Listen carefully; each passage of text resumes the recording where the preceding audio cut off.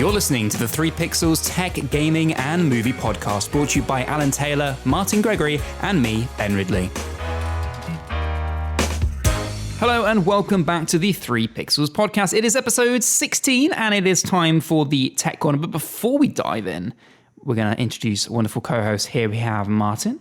Hello.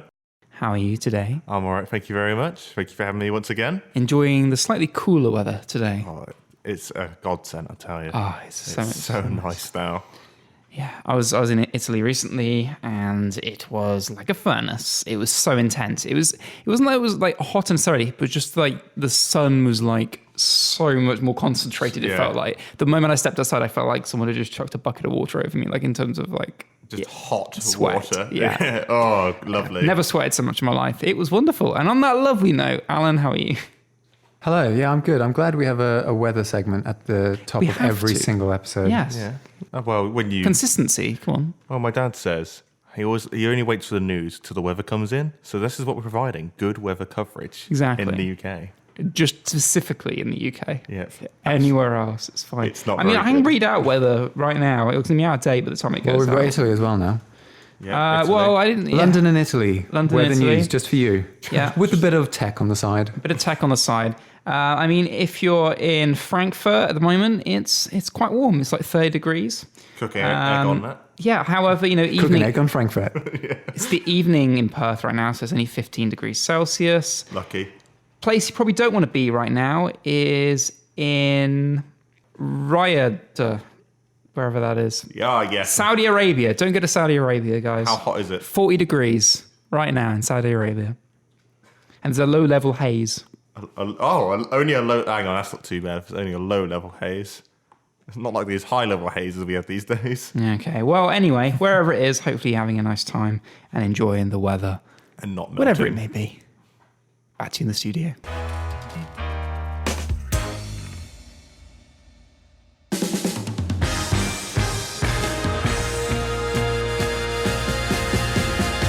They're the first thing many of us look at in the morning and the last thing at night. Our phones are never far away from our side, and we're checking them every 12 minutes, according to UK's Ofcom. I was inspired to talk about these devices after a recent trip to a Portuguese-themed restaurant, where I saw a couple sat across from a table eating their delicious chicken dinner while both staring blankly into their phones, scrolling through social media. My instant reaction was, what has life come to? This is so sad. But after contemplating a little, I had a second thought, which was, am I the only one who sees this as a problem, or is this now an acceptable situation for people, especially the much talked about millennials? Anyway, long story short, I, with a little help from the web, have come up with my top 5 moments where I think we should leave our Palm Tech friend behind. Number 1, talking on the phone at meal times. Most people agree with this one, 81% of you in the UK to be exact. Yet half of us have been with others who have done it, and more than a quarter, 26% of young adults admit to it. A quote here from Diana Mather of the English Manor Consultancy. Yes, they exist. They should always be off and out of sight during meals, meetings, and parties. The person you're with is the person who's the most important. None of us is indispensable. And if you need proof of what it can do for relationships, Gareth Southgate's boys held for their team ethos, put their phones to one side during team meals, and unexpectedly made it to the World Cup semi-finals. A coincidence? Well, maybe. In number 2, listen to loud music on public transport. Ooh, I can already feel the blood pressure rising on this one. That tinny drone from the top deck of the bus screeching out of a mobile speaker, it's known as sodcasting, if you didn't know. And it applies to watching videos and playing video games loudly, as well as listening to music. 3/4, 76% of us object to it, but it doesn't stop us doing it. You know who you are listening right now. Be on the phone when you should be listening. Number 3.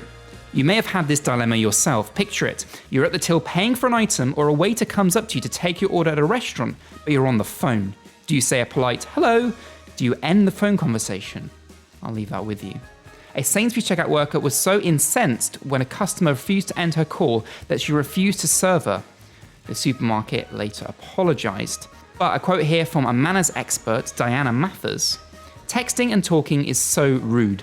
We're still animals. The pheromones, the charisma, the aura. If we're not concentrating on each other, we're wasting a huge opportunity to get to know each other better.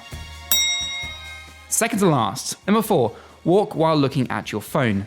Picture this, you're walking down the streets, someone is heading towards you, but they're on their phone. Even worse than that, they also have headphones in. You're screaming at them, look up, look up. But you're British, so this is all internal. They keep their heads down, so there's no choice for you but to slalom around them again. And finally, number 5, fiddle with devices while watching TV with others. I think personally this is the big sin. However, it seems it's up for negotiation. 4 in 10, 41% of adults thinks it's unacceptable to use a phone while curled up with the family watching your favorite TV show. For the older generation, those of 55, it's more of an issue. 62% object with it. Then in comparison to younger adults, only 1 in 5 have a problem with it. So, which one is your top pet peeve? Was yours not even on the list? You should let me know. You should get in touch. Social media, I want to hear rant your heart out to me, baby. Hit us on Twitter at 3pixelspod. Drop us an email, hello@the3pixels.com. You know what to do. I want to hear your gripes.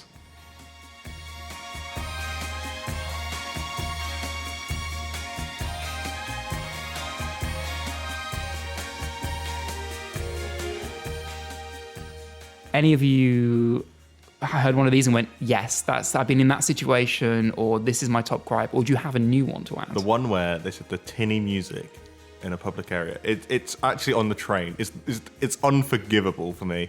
I don't care if it's out and about, because I'm going to walk past you and that's it. I don't have to hear that terrible music that you're playing. But when you're in the train, that's it. You're locked in. You can't go anywhere till your stop comes up, and then you've got to hear that awful song over and over.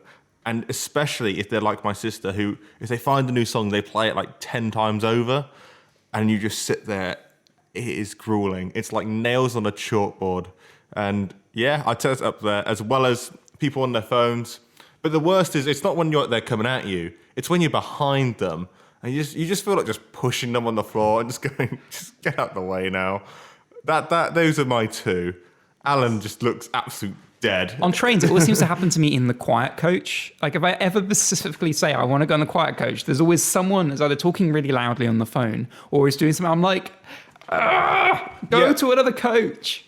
In a lot of Asian countries, that is like a big no-no. On your phone on the train is like massive no-no. They really get upset about it. So I don't know why we've made it become such a socially acceptable thing to do that, because it's just rude to other people. It's just like, I don't have to, and want to hear your phone conversation. I shouldn't have to.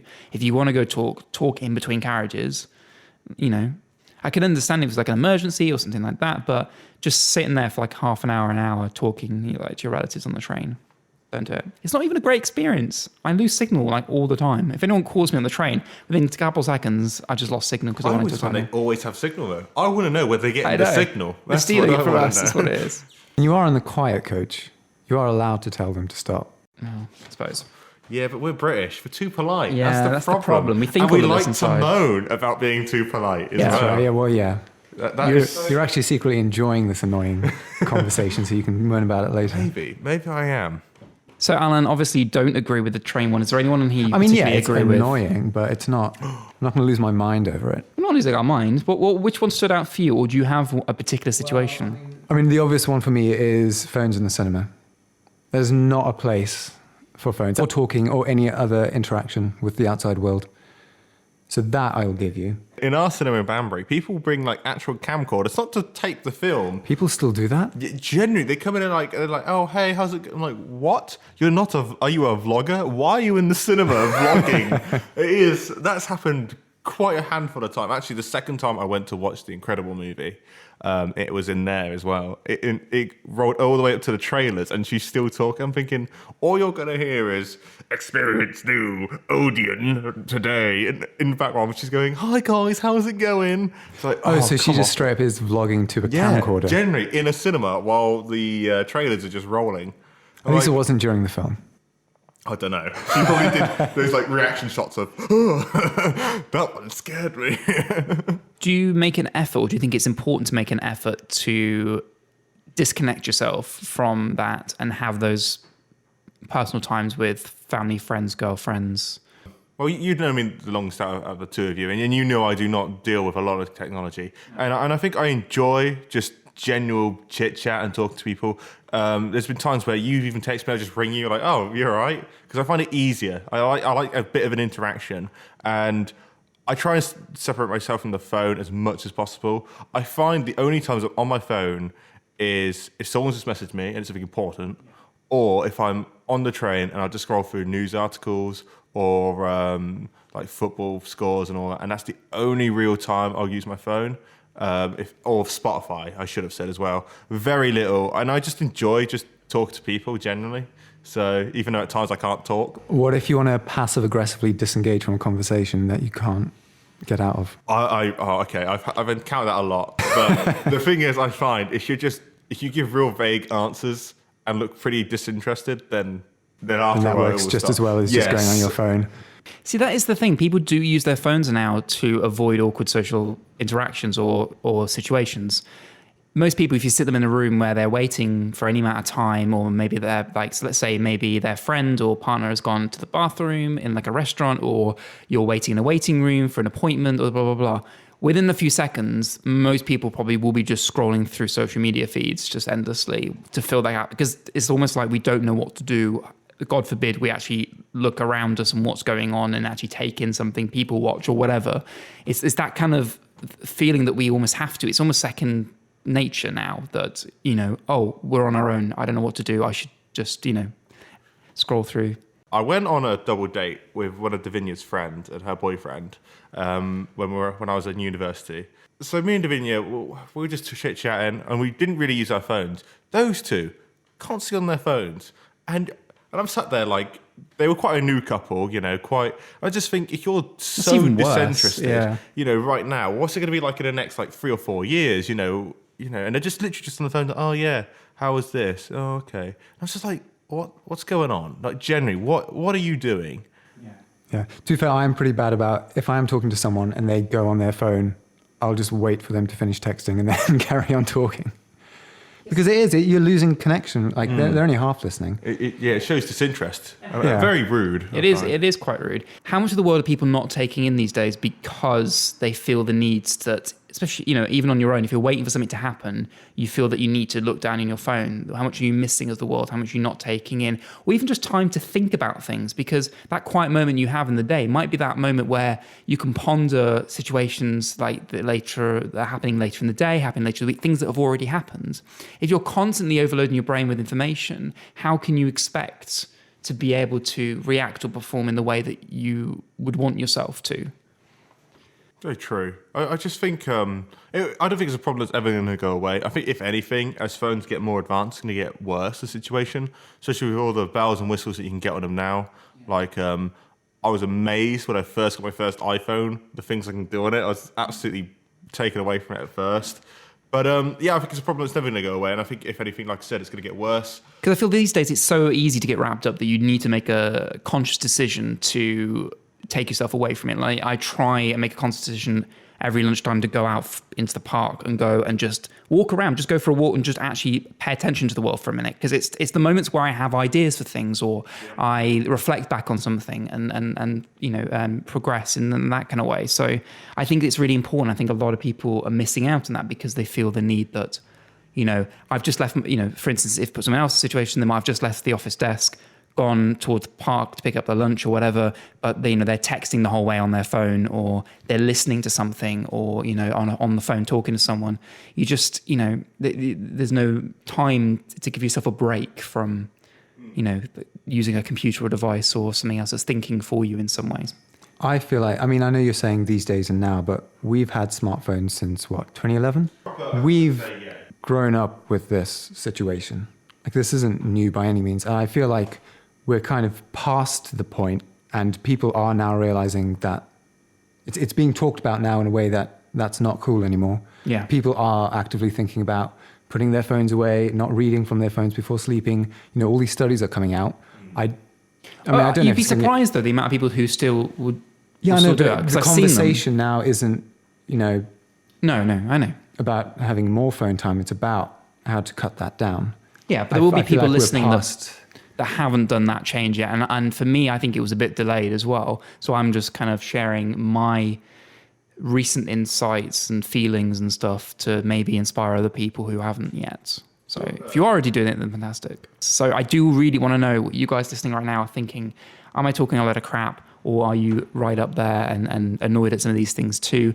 Are you going to make a change? I don't know. I'm not expecting a revolution of people, but I'd be keen to know and start a discussion. I think we can have a really interesting discussion based on this. So let me know, get in touch in the usual ways. Thank you for much listening. We'll see you in the next one. Thank you very Adios. much. Thank you. Bye. Sorry, I was checking Instagram. You've been listening to the 3 Pixels podcast, a production by Alan Taylor, music provided by Epidemic Sound, and exec produced by Abrupt Audio. With that, thank you for listening. We'll see you next time. Good night.